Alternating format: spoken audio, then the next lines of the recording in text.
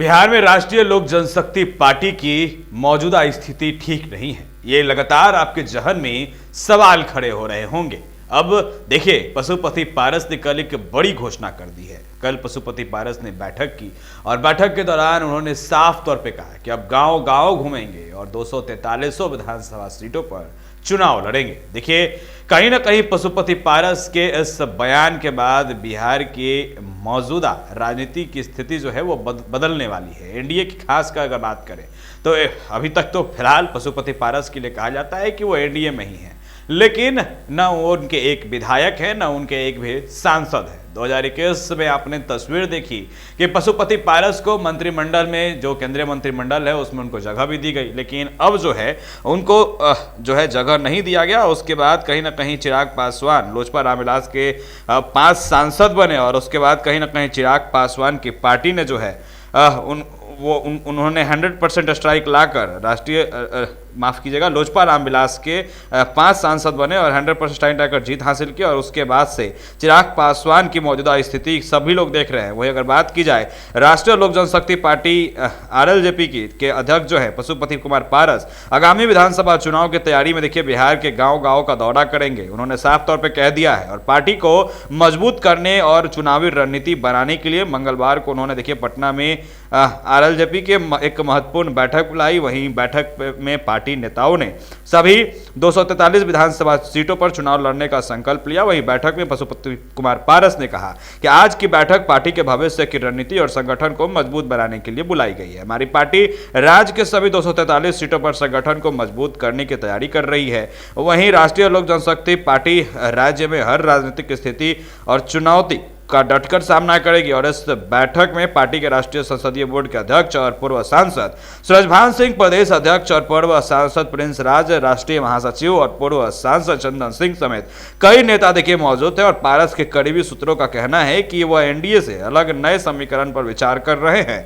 2021 में नरेंद्र मोदी के मंत्रिमंडल ने पारस को मंत्री पद मिला था, लेकिन 2024 के लोकसभा चुनाव से पहले उनकी स्थिति कमजोर हो गई। उन्होंने केंद्रीय मंत्रिमंडल से इस्तीफा दे दिया।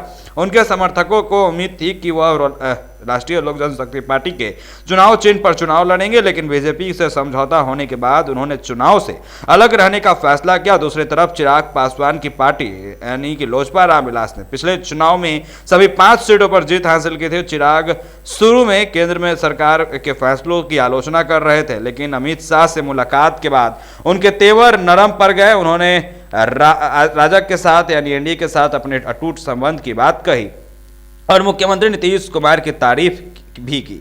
दरअसल पारस को नीतीश कुमार से उम्मीद थी, लेकिन सरकारी आवाज से राष्ट्रीय लोक जनशक्ति पार्टी को बेदखल करने के फैसले ने उनकी उम्मीदों पर पानी फेर दिया। महागठबंधन की तरफ से भी उन्हें कोई न्योता नहीं मिला। ऐसे में लगातार ये सवाल उठने लगा कि पशुपति पारस की जो मौजूदा स्थिति यानी कि राष्ट्रीय लोक जनशक्ति पार्टी की जो मौजूदा स्थिति है बिहार में, वो पूरे तरीके से गड़बड़ा गई है और खत्म हो गई है। तो वहीं अब देखिए कहीं ना कहीं पशुपति कुमार पारस ने क्लियर कर दिया है, साफ कर दिया है कि वो अब 243 विधानसभा सीटों पर चुनाव लड़ेंगे, गांव-गांव का दौरा करेंगे, बिहार के तमाम गांव-गांव का दौरा करेंगे, लगातार लोगों से मिलेंगे, जुड़ेंगे। और अब देखने वाली बात है कि चिराग पासवान की जो मौजूदा स्थिति है, जो लगातार नीतीश कुमार के खिलाफ बोलते थे और जैसे ही चुनाव जीते और 5 सीटों पर 100% स्ट्राइक लाकर जैसे ही उन्होंने जीत हासिल की, उनके पार्टी के जो 4 सांसद और चिराग पासवान खुद मिलाकर 5 सांसद जिस तरह से बने और उनको 5 सीटें भी दी गई थी बिहार में, तो कहीं ना कहीं इन तमाम चीज़ों को देखकर अब चिराग पासवान देखिए कहा जाए तो फैलने लगे। यानी कि अब लगातार जो है एनडीए के खिलाफ बोलना उन्होंने बंद कर दिया। और अब जो है पशुपति कुमार पारस की जो मौजूदा स्थिति है, सभी लोग देख रहे हैं कि क्या स्थिति है उनकी।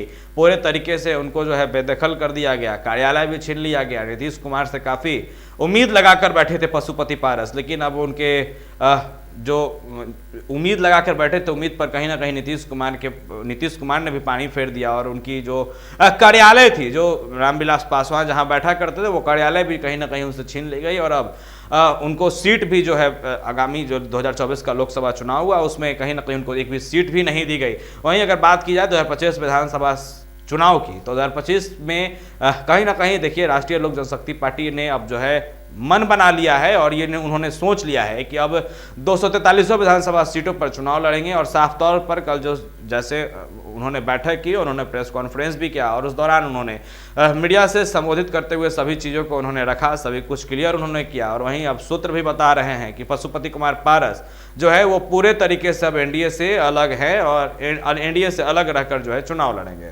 खैर, अब देखने वाली बात होगी कि 2025 के विधानसभा चुनाव में पशुपति कुमार पारस की जो स्थिति जो अभी बनी हुई है, क्या वो स्थिति सही हो पाती है या नहीं। हमारे कमेंट बॉक्स में जाएं, प्रतिक्रिया जरूर दें और इस तरीके का अपडेट लगातार NBC24 के माध्यम से हम आप तक पहुंचाते रहेंगे। वीडियो हमारे फेसबुक पेज पर देख रहे थे, पेज को लाइक फॉलो कर ले। वीडियो यूट्यूब पर देख रहे थे तो चैनल को जाकर जरूर सब्सक्राइब करें, खबरों को ज़्यादा से ज़्यादा शेयर करें और अंत तक बने रहने के लिए आपका बहुत बहुत शुक्रिया।